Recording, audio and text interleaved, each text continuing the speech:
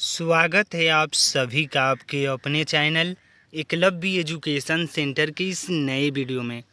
दोस्तों, आज के इस वीडियो में हम यह जानने का प्रयास करेंगे कि बोरो की फसल में हम कौन कौन सी दवाओं का छिड़काव करें जिससे जो हमारा बोरो का फसल है वो हमें कम समय में ज़्यादा से ज़्यादा लाभ देने में सक्षम हो सके।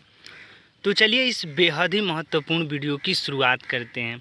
जैसा कि आप जानते ही हैं कि बोरों में यानी इस बोरो के फसल में ज़्यादातर कीटाणु लगने की संभावनाएं रहती है और जैसा कि आप देख पा रहे हैं कि बोरो के इस पत्ते को पूरी तरीक़ों से कीटाणु खा चुके हैं और हमारा यह दायित्व तो बनता है कि अपने बोरो की फसल को कीटाणुओं से अगर सुरक्षित रहते हैं तो निश्चित तौर पर जो हमारा बोरो का फसल है वो हमें कम समय में ज़्यादा से ज़्यादा लाभ देने में सक्षम हो पाएगा। तो आइए समझते हैं कि हम अपने बोरो की फसल में कीटाणुओं से सुरक्षा प्रदान करने के लिए कौन कौन से दवाओं का छिड़काव कर सकते हैं। तो उसमें सबसे पहला है कि हमें बिरकोम्बी 44 जो बोरो की मतलब फसल पर कीटनाशक दवा के रूप में भी आता है और इसका छिड़काव करना है, यानी बिरकोम्बी 44 जैसा कि आप देख पा रहे हैं। तो इस तरह से हमें इसका 5 ml यानी प्रति लीटर के हिसाब से इसका प्रयोग करना है। जैसा कि आप देख पा रहे हैं कि इस बोतल के अंतर्गत में पानी है और इसमें 5 ml प्रति लीटर के हिसाब से हम बिरकोम्बी 44 का प्रयोग किए हैं और इसके साथ साथ हमें शैम्पू और देसी दारू का भी प्रयोग करना है जिससे जो हमारा बोरो का फसल है उसमें कम समय में ज़्यादा से ज़्यादा फूल लगने की संभावनाएँ बढ़ सकें। तो हम एक बार इनका छिड़काव करेंगे, उसके बाद की बातें हम पुनः करेंगे।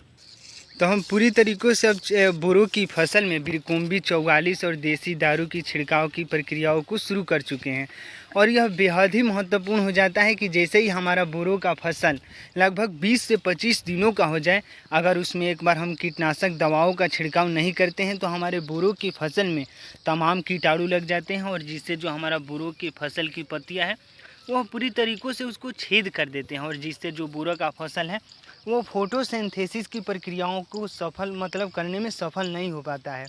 तो इस तरह से सही रणनीति के साथ एक बार कीटनाशक दवाओं का प्रयोग करना हमारे लिए बेहद ही ज़रूरी है। तो उसमें सबसे पहला जो कीटनाशक दवा का हमें चुनाव करना है बिरकोम्बी 44 और इसके साथ साथ उसमें हमें शैम्पू का प्रयोग करना है। 2 से 2.5 ml प्रति लीटर शैम्पू का प्रयोग करना है और इसके साथ साथ लगभग 5 ml प्रति लीटर के हिसाब से देसी दारू का प्रयोग करना है और 5 ml प्रति लीटर के हिसाब से बिरकोम्बी 44 का भी प्रयोग करना है।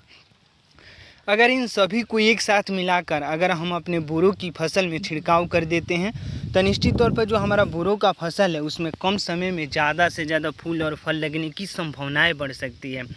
और इन तमाम प्रयोगों को करने के लिए यह बेहद ही महत्वपूर्ण हो जाता है कि सही रणनीति के साथ सही समय पर इसका प्रयोग करना हमारे लिए बेहद ही ज़रूरी है। यानी देसी दारू का हमें बढ़ावा देना किसी प्रकार का कोई मकसद नहीं है, लेकिन अगर देसी दारू का प्रयोग करते हैं तो यह हमारे बोरो की फसल में कैसे लाभ प्रदान करता है, आइए पहले उसको समझ लेते हैं। यानी शैम्पू का प्रयोग सामान्य तौर पर बालों को साफ़ करने के लिए किया जाता है, लेकिन मौजूदा दौर की काफ़ी संख्या में किसान इसका प्रयोग अपने बोरो की फसल में करके अपने बोरो की फसल से ज़्यादा लाभ प्राप्त करने में सफल भी हो रहे हैं। और जैसा कि आप लाइव कैमरे के सामने भी देख सकते हैं कि किसान अपने बोरो की फसल में देसी दारू, बिरकोम्बी 44 और शैम्पू का प्रयोग कर रहे हैं और उसका परिणाम लगभग 8 दिनों के बाद आपको निश्चित तौर पर देखने को मिल सकता है। और हमें पूरा भरोसा है कि एक नई वीडियो में हम इस बोरो की फसल में जितने भी लाभ होंगे उनको दिखाने का प्रयास करेंगे।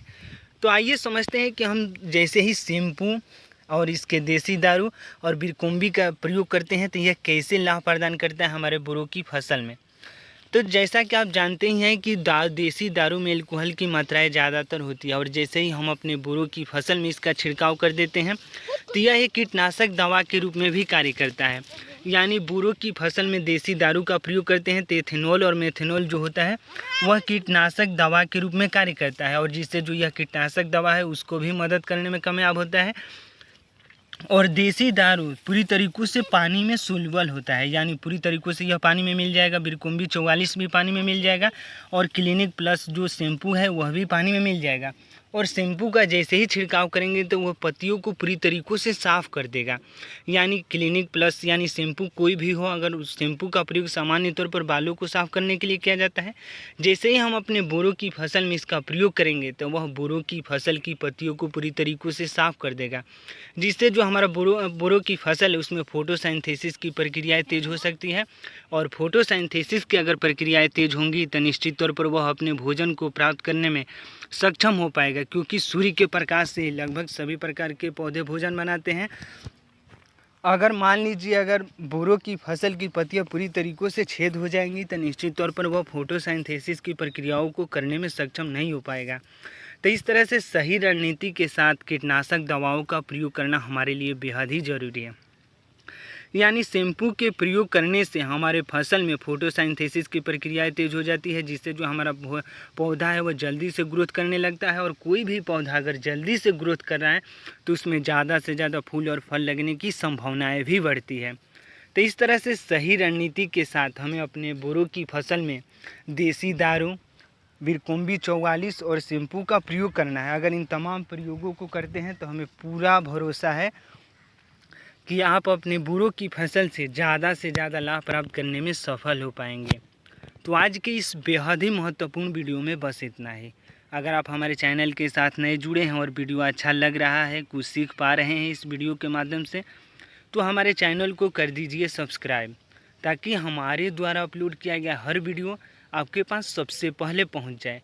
और अंत में एक बात मैं कहना चाहता हूं कि इस फसल को अगर आपके यहाँ किस नाम से जाना जाता है, अगर अन्य नामों से जाना जाता होगा तो हमें कमेंट बॉक्स में ज़रूर बताएं, ताकि अगले वीडियो में जैसे ही हम इस फसल से जुड़े कोई जानकारी लाएं तो हम उस नाम से भी इसको जानकारी देने में सफल हो सकें। यानी हमारे यहाँ इसको बोरो बोला जाता है और आपके यहाँ क्या बोला जाता है, हमें कमेंट बॉक्स में ज़रूर बताएँ। तो आज के इस वीडियो में बस इतना ही। हमें दीजिए इजाज़त। धन्यवाद। Thank you.